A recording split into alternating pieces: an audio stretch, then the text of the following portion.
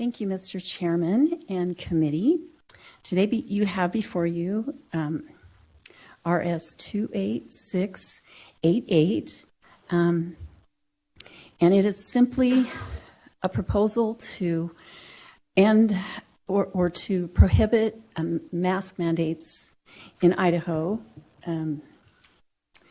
Neither the state nor political subdivision may mandate that an individual in this state must use a face mask, a face shield, or other face covering for the purpose of preventing or slowing the spread of a contagious or an infectious disease.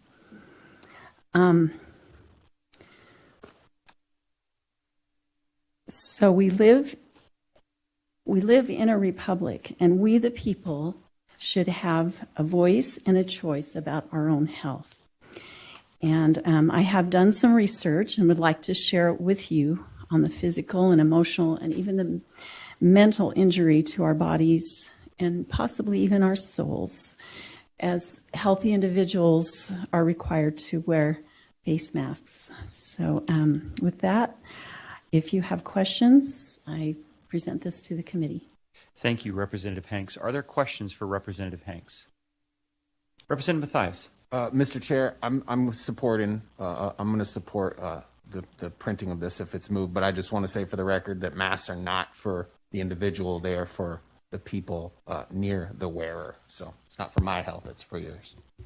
Thank you, Representative Mathias. Are there other questions for Representative Hanks?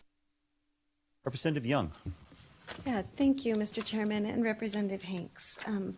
I have one concern with the drafting on this, and I'm wondering, at the top of the bill we list specifically the state or a political subdivision, and then down lower in sub C we've added an official. It's my understanding that an official acting independently wouldn't really have the legal authority to implement a mask mandate. That's more a decision that would need to be made by a state or a political subdivision in order for it to be a mandate. And I'm wondering if you would be comfortable with removing the phrase "or an official," as well as the definition of official below. Sure. Mr. Chairman and Representative Young, if that makes sense, then I am all for that. I just think it's really important for us to not be mandated. So if that makes this make more sense, then I support that. Okay. Any further questions? Representative Gannon. Well, thank you, Mr. Chairman and Representative Hanks. So am I reading this correctly that schools and universities and colleges would not be able to require masks anywhere on their campuses?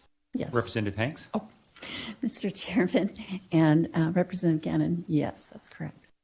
And what follow-up? Thank you, Mr. Chairman. Certainly. And Representative Hanks. So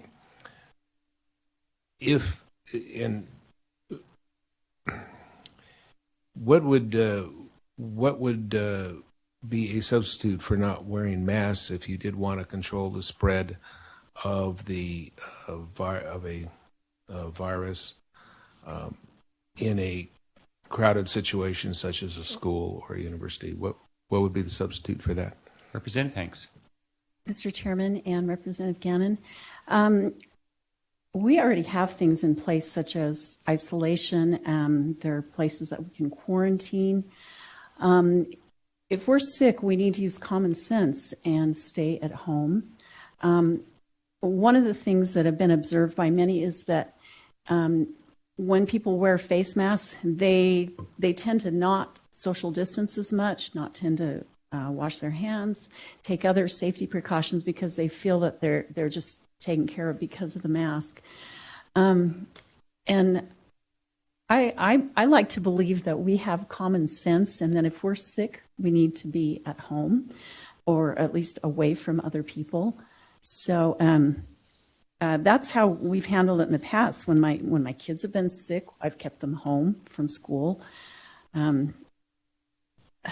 We all assume a risk in living and in being here, as a matter of fact. So this does not prohibit wearing masks if you so choose, but some of the information that I'd like to present, it talks about how detrimental the wearing of masks, especially for hours on end, can have to our bodies and to our minds as well.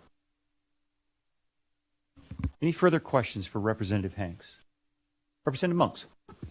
Thank you, Chairman. Representative Hanks, reading through this, it would appear that nothing in this legislation would prohibit a private institution or entity from mandating that in their store. Is that correct? Representative Hanks. Mr. Chairman and Representative Monks, that's true. Any further questions? Thank you, Representative Hanks. Seeing none, the RS is properly before the committee. Thank you. Representative Young. Mr. Chairman, I have a quick question. Oh, certainly. Representative Hanks, I'll let you take your seat, and if you would yield to a question from Representative Young. Thank you, Mr. Chairman. And this may be a question that you can answer. I understand that there is an interest in placing an emergency clause on this. So if we were to make a motion, do we need to state the full text of that emergency clause, or can we just say? Just that you intend to add an emergency clause. Okay. Yep. Great. Thank you, Mr. Chairman. So I would like to make a motion that we introduce RS 28688, but that we strike the words "or an official," as well as, let's see. Let me back up.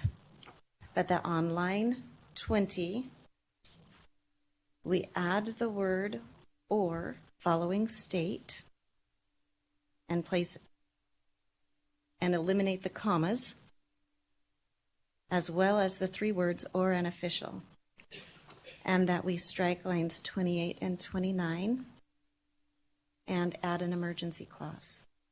All right, committee, we have a motion to introduce RS 28688, and on line 20, after the word state, insert the word "or." Also eliminate the commas and strike the words "or an official" on line 20. Strike lines 28 and 29 and add an emergency clause. Is there a question on the motion? Representative Furness. I just want to point out that on line 15, it also references "an official." It does, but that's not the motion. So, is there further discussion on the motion?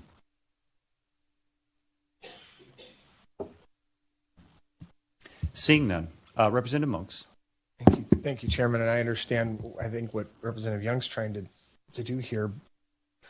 But I'm just curious if maybe if she would yield to a question as far as, Chairman. Representative Young, would you yield? Absolutely.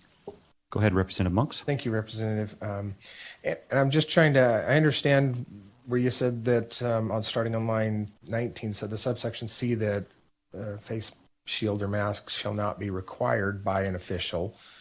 But I'm curious as why, starting on subsection B on line 15, an official may not mandate. That one's okay, but the official below is not okay. I'm just trying to see why we're doing that. Representative Young. Thank you, Mr. Chairman and Representative Monks. To be quite honest, I picked this up this morning and I'm doing it on the fly. So thank you for catching that. We could make a second motion and strike subsection B. So options you do Substitute have motion. is you could make a substitute motion, or you could ask unanimous consent to withdraw your motion and start again. Okay. Well, with the indulgence of the committee, then, I ask unanimous consent that we strike that motion. Committee, we have a unanimous consent to withdraw the original motion. Does anyone object? Representative Gannon, do you object? No. Okay, motion is withdrawn. Let me finish up with Representative Young here, and then I'll go to you, Representative Gannon. Representative Young. Thank you. So I would like to make a motion that we introduce RS 28688,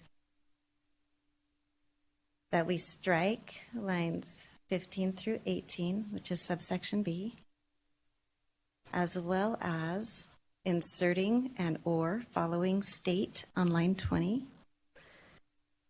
that we strike the commas and the words "or an official" also on line 20, and that we strike lines 28 and 29 And you want an emergency clause as well. and add an Okay. emergency clause. All right. Committee, we do have a motion. Representative Gannon, I'll get you first, then we'll go to Representative Scott. Thank you, Mr. Chairman, and I'm just thinking that you might also want to deal with the definition of state, because there are hospital districts, and I don't think you really want to tell a hospital that they can't have masks mandated inside a hospital. Thank you. Representative Gannon. Representative Scott. Thank you, Mr. Chairman. Just a question for Representative Young. Representative Young, do you yield? Certainly. Go ahead, Representative Scott. Thank you, Mr. Chairman. Representative Young, I'm just curious. When we define official down at 28, it means an officer, an employee of the state or political subdivision. And so I'm guessing they're acting on their official, in their official capacity. So I'm just curious, your concerns with the word official. Representative Young. Thank you, Mr. Chairman. Representative Scott. You know, it's my understanding that an official operating in their independent capacity would need some kind of statutory or legal authority to implement a true mandate. And so that's the reason for my suggestion. I think that we've addressed the concern if we target it to states and to the state and to a political subdivision. Okay. Any further questions? Seeing none, committee, we have a motion to introduce RS 28688 and delete lines 15 through 18. On line 20, to remove the commas and insert after the word state the word or. After subdivision, to strike or an official. And also to strike lines 28, 29 and add an emergency clause. Is there discussion on that motion? Representative Gannon. Yes, Mr. Chairman, I'll vote to print if that's what the sponsor wants, but you have included, I believe, hospital districts in this and hospitals that are in those districts. I think there's, a half dozen hospital districts. So, but I don't think that's what you're intending, but anyway. Thank you, Representative Gannon. Further discussion on the motion? Representative Young. Thank you, Mr. Chairman. I don't know if any members of the committee know this, but does a hospital district implement regulations?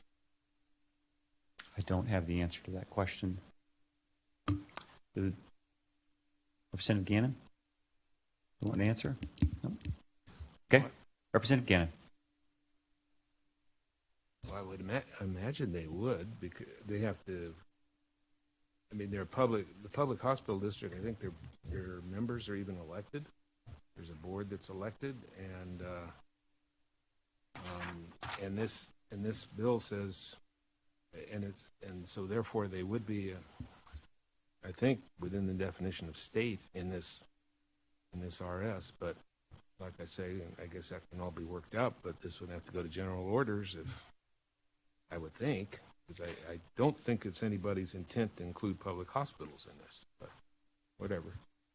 So, Representative Gannon, you concerned about state hospitals, or are you concerned about all hospitals in the state? Thank you, Mr. Chairman. Yeah, I guess you've got the state hospitals too. You got the one in Blackfoot, and then you have hospital districts, which I think are subdivisions of the state. I think there's one in Minidoka County, and there's several of them. So, Okay. Whatever. Representative Young. Mr. Chairman, I appreciate the concerns being raised by Representative Gannon. I guess I'm certainly willing to get additional information, and just my gut is that a hospital district is a taxing district more than a regulatory district. But I'm certainly willing to take testimony and hear more. Certainly. Any further discussion on the motion? Seeing none, all in favor signify by saying aye. Aye. Opposed, nay. The motion is carried and it will be done.